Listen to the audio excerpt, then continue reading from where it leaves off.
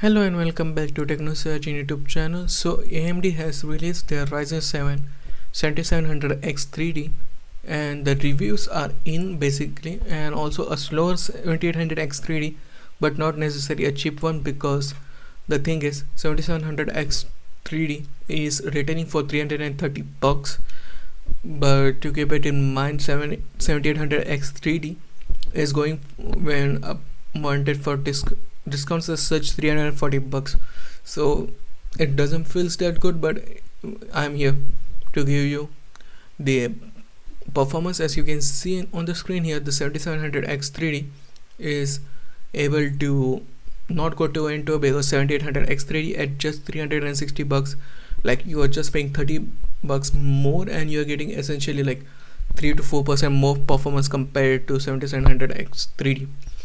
So overall, and this is the 16 games average done by Tom's Hardware at 1080p, because these are 1080p EPUs, and yeah, if you can see, it's looking pretty good. But at this price point, at $330, it is a tad bit expensive. But according to the new news, like the AMD's Ryzen 7 7700X 3D is exclusive to Newegg in North America, and $329 CPU won't be available at other vendors until at least Q4, which is a bummer to see. But given the matter of fact, it is available on Newegg. Newegg is having a discount running where you can get the CPU for like $280 or $260. So if you are in Newegg and if you want to buy a new CPU which is faster and you want to buy it directly from Newegg, you can literally get it with the discount promo code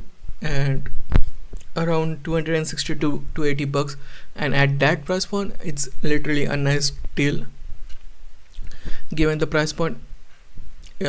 As you can see on the screen here, if you use this promo code PKC337, you are getting $50 off, so it will be coming to $280.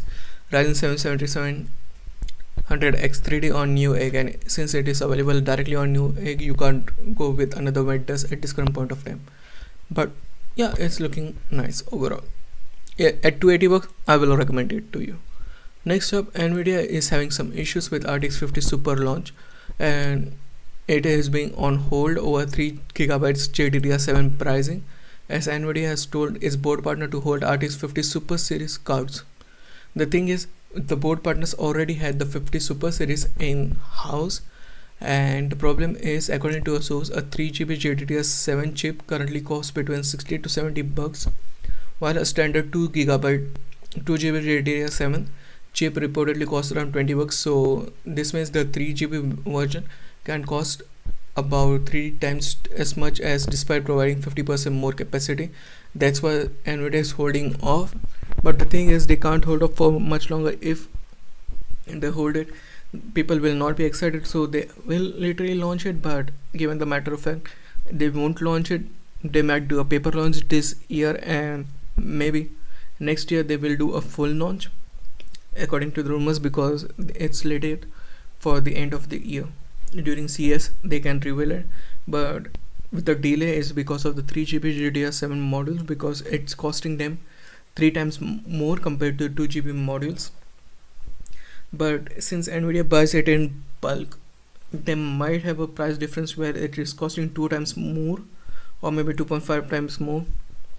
But at 50% more capacity, you're paying 2.5 times more, which is not good for the company also. That's why they are delaying it.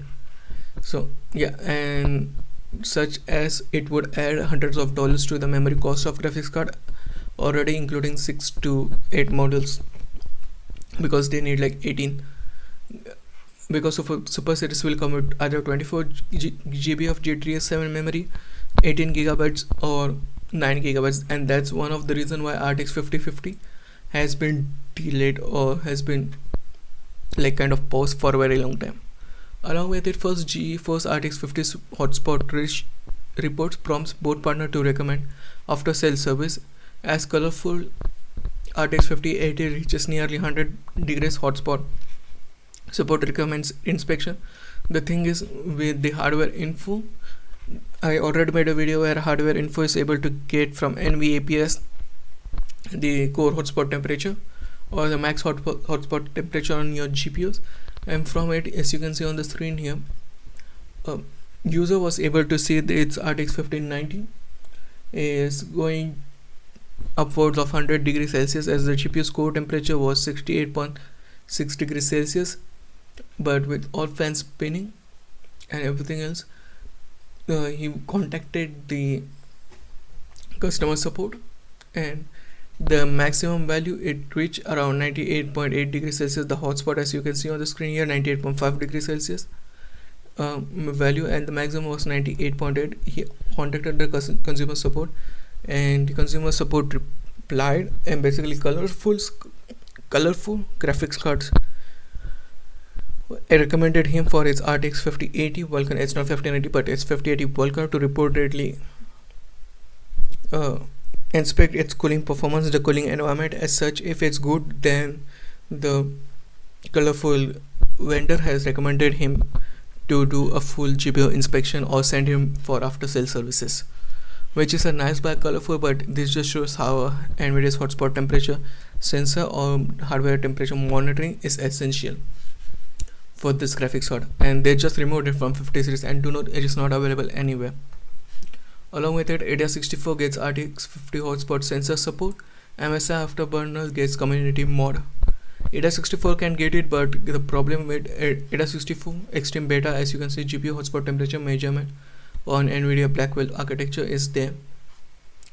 But the thing is, with MSI Afterburner, there will be an unofficial mod to do it, and MSI Afterburner can't do it legally because they are legal partners of NVIDIA. That's why they can't do it legally, or they can't legally support it if NVIDIA doesn't provide them APIs or direct access to it. But with the last story, the hardware hotspot temperature sensor is a must, and NVIDIA should enable it or re-enable it, to be fair. But yeah, that's it from me today. What do you think about the news? Sound of your thoughts in the comment section down below, and I'll meet you in the next one. Peace out.